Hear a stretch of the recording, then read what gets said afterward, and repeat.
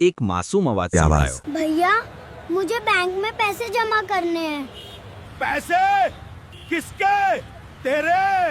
ગાર્ડની આંખોમાં શંકા અને હાસ્ય બંને હતા। भाग यहाँ से छोटू, यहाँ 10-20 रुपए जमा नहीं होते।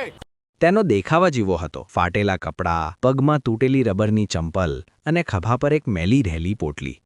બેંકના એ આલિશાન ગેટ પર ઊભેલું એ બાળક કોઈ પણ રીતે ગ્રાહક લાગતું નહોતું।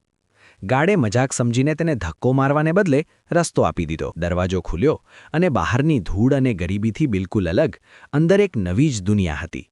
એસીની ઠંડી હવા, ચમકતા ફ્લોર અને નોટોની એ સુગંધ। બાળક ધીરે ધીરે કાઉન્ટર તરફ વધ્યું। કાઉન્ટર પર બેઠેલી કર્મચારી પ્રિયાએ કામમાંથી નજર હટાવી। તેની નજર પેલી ગંદી પોટલી પર પડી અને તે પોતાનું હાસ્ય રોકી ન શકી। इसमें क्या है? चिल्लर कितने होंगे? 100, 200?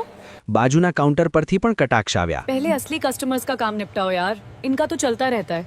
અને બાળકને લાઇનમાંથી હટાવી એક બાજુ કરી દેવામાં આવ્યો। બાળક વારંવાર ઘડિયાળ જોતો અને પોતાની પોટલી ફંફોસતો। હિંમત કરીને તે ફરી કાઉન્ટર પર ગયો। प्लीज पैसे जमा कर लीजिए ना।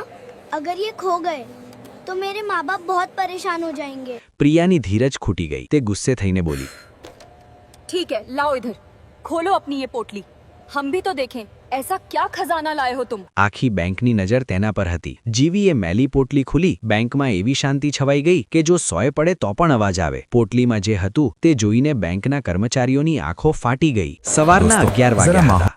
બેંકમાં મોંઘા સૂટ પહેરેલા બિઝનેસમેન અને હોમ લોનના સપના જોતા યુવા જોડા હતા।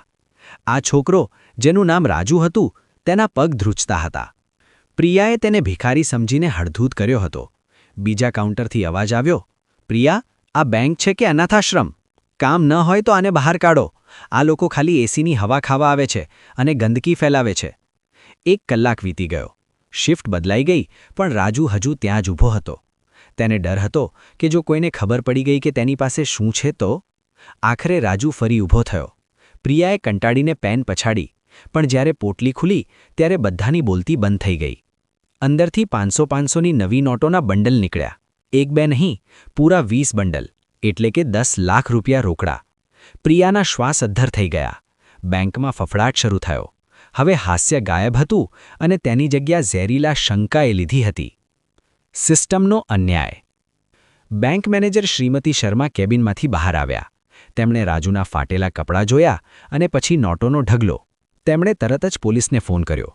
પોલીસ આવી અને કંઈ પણ પૂછ્યા વગર રાજુનો હાથ મરોડીને તેને જીપમાં નાખી દીધો। લોકો વિડીયો ઉતારતા હતા અને હસતા હતા। રાજુ રડતો રહ્યો, કરગડતો રહ્યો, પણ કોઈએ તેનું સાંભળ્યું નહીં। થાણામાં થાણેદાર